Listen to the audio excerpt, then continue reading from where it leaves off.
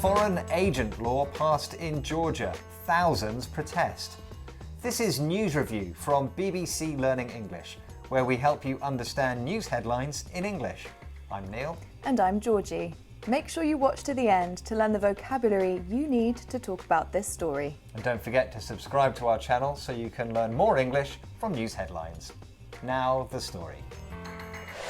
Georgia's parliament has passed a new so-called foreign agent law. It would mean media and non-governmental organisations which receive more than 20% of their funding from abroad will have to be registered and monitored. Comparisons have been made with Russian laws which the Kremlin has used to control its critics. Protesters worry civil rights and Georgia's chances of joining the European Union will be threatened.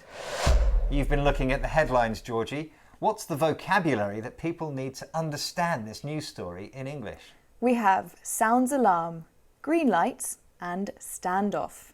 This is News Review from BBC Learning English.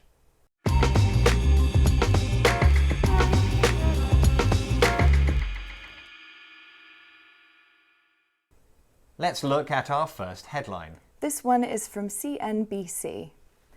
US sounds alarm as thousands in Georgia's capital protest Kremlin-style foreign influence bill. So this headline is about the protests in Georgia about this foreign agents law. The US sounds the alarm. In the headline it just says sounds alarm because we drop the often in headlines. But we are looking at sound the alarm, which contains sound and alarm, two nouns that we know, but together here they're acting as a verb. What can you tell us? Yes, so sound as a noun is a noise. So sound as a verb actually means to cause the sound to start. Sound the alarm means to cause the alarm sound. Now these words are often seen together as a combination, sound the alarm.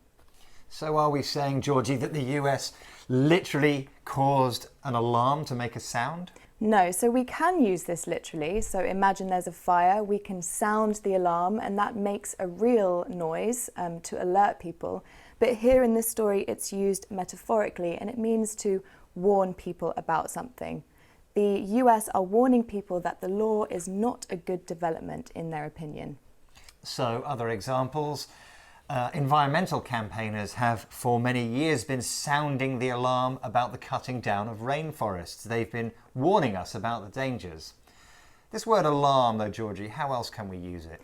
Well, also in the headlines around this news story, I've seen the adjective alarmed. In the news it says the US and Europe are alarmed, and it's another way of saying worried. So they are worried about the future of democracy in Georgia. Okay, let's look at that again.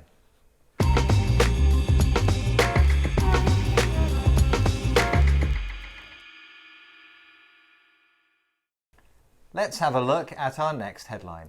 This one is from France 24. Threats against NGO leaders multiply as Georgia greenlights Russian law for final vote. Now this headline was published just before this vote was finally approved. And it's about the difficulties that NGOs, that's non-governmental organisations, might face now that this law has been passed.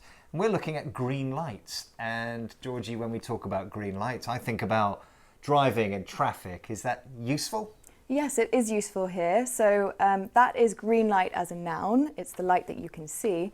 But here it's used as a verb. Georgian government greenlights the law, and it means they're saying yes to the law. They are giving permission for it to be approved. Yes, now in your everyday life, perhaps you're a student, you've got an idea for a university project, but you need your professor to approve it. You need to ask your professor to green light your idea. Now, Georgie, is there any other form of words we can use around this expression? Yes, so it's actually more common to say give the green light, or an alternative is give the go-ahead.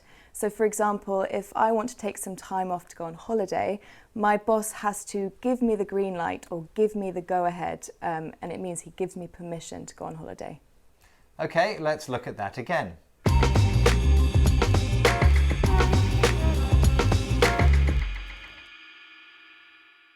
Let's look at our next headline. This one's from the Financial Times. An ominous standoff in Georgia.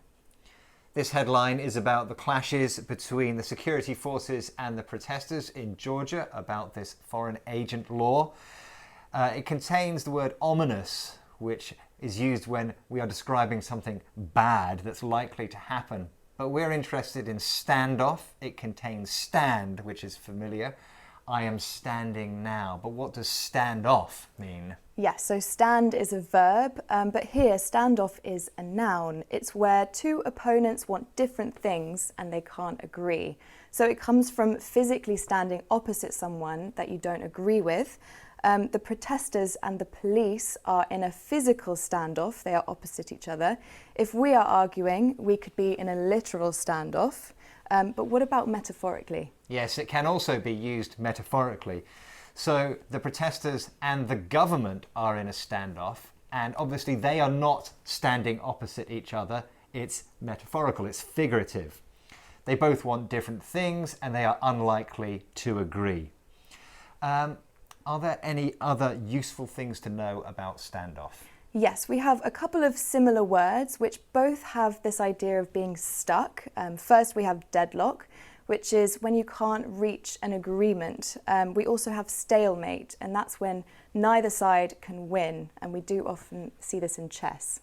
Okay, let's look at that again.